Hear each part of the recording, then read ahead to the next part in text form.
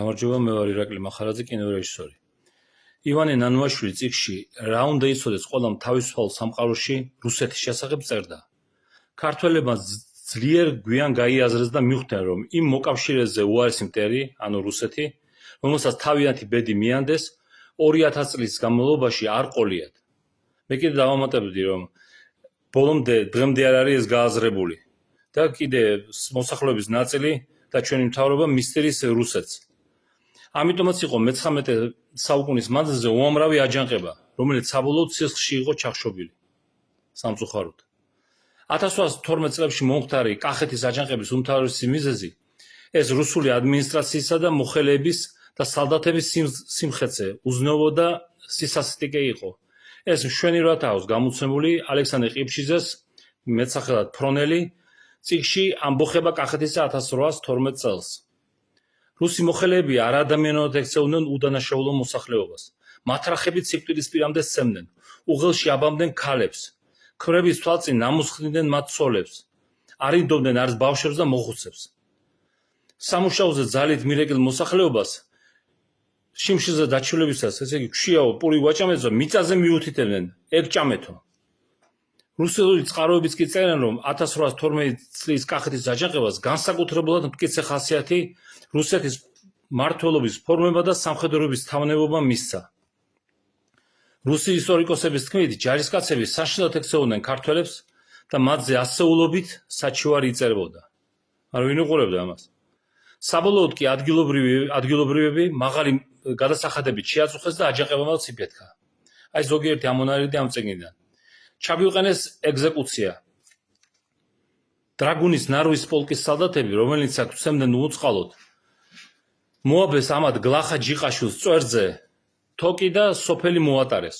გვართმევდნენ უფასოდ პურსა, ღვინოსა, ქათამსა, ქერსა, ცხვარსა და სხვა საჭმელ სასმელსა. ყიზილბაშ ოსმალოს და ლექსას ვჭერი ვართ. ყიზილბაშ ოსმალოს და ლექსას ვჭერი ვართ და მისთან არის სხვა არ მოგსდგომია საქართველოს, რომ ახლა დაემატა. ყოველ მწუხარებას ვითვენდით, მაგრამ ცოლის მკლავიდან აყენება ვერ მოვითვინეთ. აი ეს თქვენი ერთმორწმუნე მეზობელი და საყვარელი ხალხი. მოვიდნენ 80 სალდათი და 12 ცხენოსანი ყაზახი. ამათ უნდოდა დღეში სალდათს 10 საკლავი და ყაზახთ 2 საკლავი. ქათამს ყველზე ერბოს ვინ მიანგარიშებს. 5 ცხენსა და ხარს ბარგის ზიზდვით ტყავი აღარ შერჩათ და არ მიუციათ ქირა. ერჯერ მოგცეს თითომანეთი. ესეც მოვითვინეთ. 2 დედაკაცი უღელში შეაბეს, მარხილი მოუბეს და სალდათები უკან დედაკაცებს მათრახებით სცემდნენ. ეხლა მოუთვინოთ თავად ავტორს, ყიფშიძეს.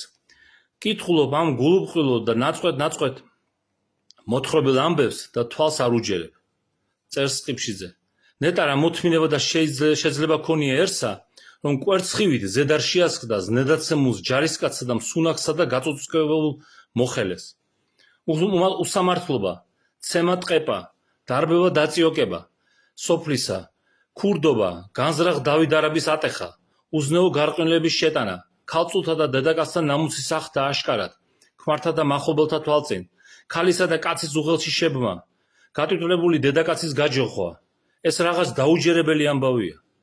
ასეთი ველურობა, რომლის გავს თვით თემურ ლენგის დროსაც არ იქნებოდა.